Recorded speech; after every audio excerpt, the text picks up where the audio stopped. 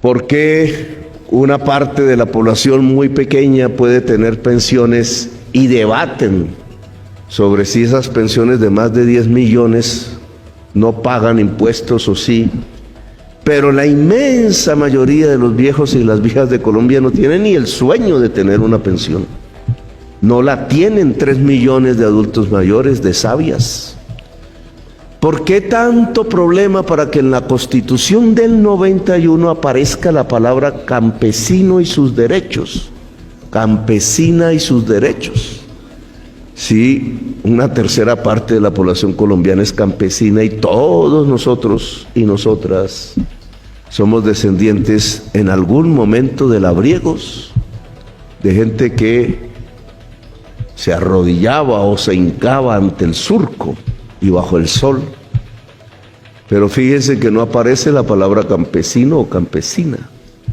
¿Por qué el tema de la igualdad es tan silenciado en la discusión pública de Colombia? En el país quizás más desigual socialmente de América Latina, y no es más sino porque las relaciones de poder de esta sociedad se han construido así. No es más sino porque existe una mentalidad que se hereda proveniente de los hombres dueños de esclavos que aún ejercen poder en Colombia. Una mentalidad de castas, de clases que se mantiene en la sociedad colombiana. Le hemos cambiado la palabra, ahora decimos estrato. Pero es lo mismo. Nos dividimos en castas y aprovechamos la palabra estrato para encarcelarnos en las castas, de las cuales es muy difícil salir de una a la otra. No tenemos nada que envidiarle a las sociedades de castas del mundo de hoy.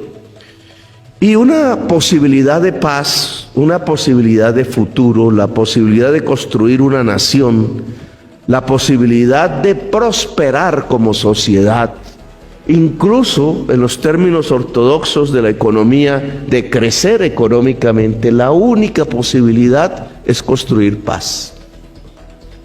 Europa se planteó la igualdad en el siglo XVIII y no la hizo. Para principios del siglo XX tenía una desigualdad profunda, y aún en medio de esa desigualdad sus élites mandaban millones de hombres a la muerte en los campos de batalla, millones de hombres pobres, obreros. Eso fue respondido por la historia en la misma Europa en 1917, y aún así volvieron a mandar a millones de hombres pobres a la guerra, a ser masacrados en realidad, en batallas que tenían 1 millón de muertos, porque la maquinaria industrial empezaba a operar a través de las armas, y entonces ya no era el sable ni el caballo, sino la ametralladora automática que asesinaba centenares de miles de personas en un solo día. Y Europa aprendió después de esas enormes masacres y sacrificios humanos, hogueras de seres humanos, la palabra libertad y la palabra igualdad, y trató de construirla. Y fíjense ustedes cómo coincide en las estadísticas ese periodo de construcción de libertad y de igualdad con el periodo de mayor prosperidad económica. Mal encaminado o no, con sus problemas, las estadísticas muestran que la prosperidad es sinónimo de la igualdad. Y fíjense ustedes que al cabo de esos 30 años, cuando Europa vuelve a su desigualdad, según Tomás Piketty, similar a la de principios del siglo XX, otra vez la guerra, otra vez la recesión, otra vez el estancamiento económico que hoy se cierne como una especie de tormenta sobre nosotros. La historia europea y últimamente mundial demuestra que la prosperidad va ligada a la igualdad, y que cuando se llega a mayores niveles de desigualdad lo que aparece es el estancamiento, la pobreza, el hambre y la guerra, que ahora Europa es ejemplo de eso. Pues no debe ser el ejemplo de América Latina ni de Colombia. Entonces este ministerio, que es simplemente un ministerio, que se puede crear a través de la ley y que no es más sino una institución abstracta, tiene que dar paso a una realidad que es diferente, tiene que ser un instrumento permanente para que en los debates de la administración y para que en los debates del Congreso y para que en los debates de la sociedad no se olvide la palabra igualdad, sino que al contrario esté en el centro del debate.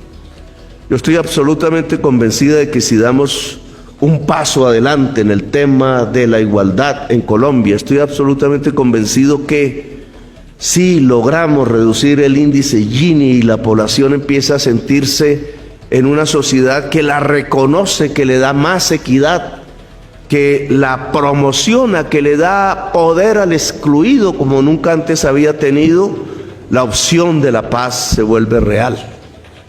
La posibilidad de ser una sociedad moderna es cierta. La posibilidad de construir una democracia multicolor se puede tocar con las manos. La posibilidad de que Colombia sea una potencia mundial de la vida deja de ser un discurso y una retórica y pasa a ser una realidad tocable, contable, acariciable de todos los días, de todos los meses, de todos los años, una sociedad igualitaria.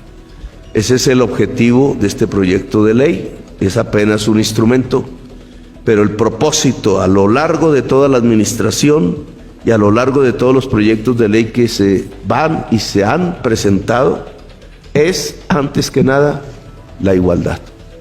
Respuesta a la crisis económica, más y más igualdad.